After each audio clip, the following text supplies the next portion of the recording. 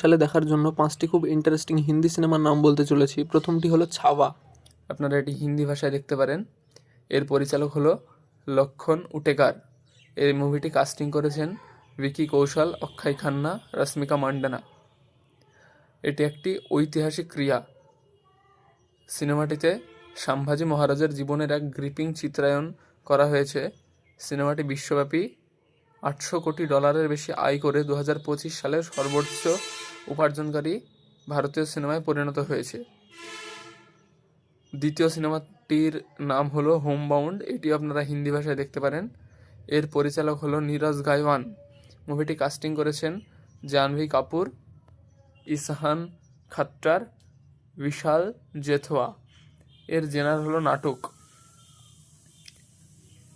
সিনেমাটি 2025 সালে কান ফিল্ম ফেস্টিভ্যালে প্রিমিয়ার করা 9 মিনিটের স্থায়ী ওভেশন গ্রহণ করে।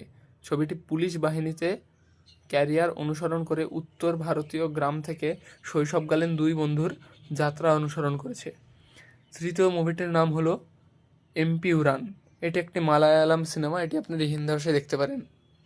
এর পরিচালক হলো পৃথ্বীরাজ সুকুমারন। এর কাস্টিং করেছেন মোহনলাল। এটি একটি অ্যাকশন থ্রিলার।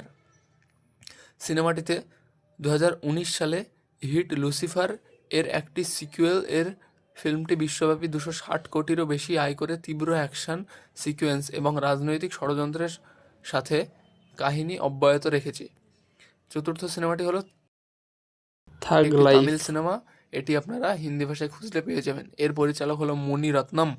এটির কাস্টিং করেছেন কমল হাসান। এর জেনার হলো এটি একটি অ্যাকশন নাটক। সিনেমাটিতে কমল হাসানকে একটি শক্তিশালী ভূমিকায় প্রদর্শন করে 5 জুন 2025 প্রকাশিত একটি অত্যন্ত প্রত্যাশিত চলচ্চিত্রে পরিণত করা হয়েছে। সিনেমাটি OTT প্ল্যাটফর্মগুলিতেও তার নাট্য রান করে পোস্টে পাওয়া যাবে। পঞ্চম সিনেমাটি হলো কান্তারা অধ্যায় 1। এর পরিচালক হলো শেঠি, ইশ দ্য শেঠি। কাস্টিং করেছেন ইশ দ্য শেঠি এবং এটি একটি পৌরাণিক থ্রিলার সিনেমা।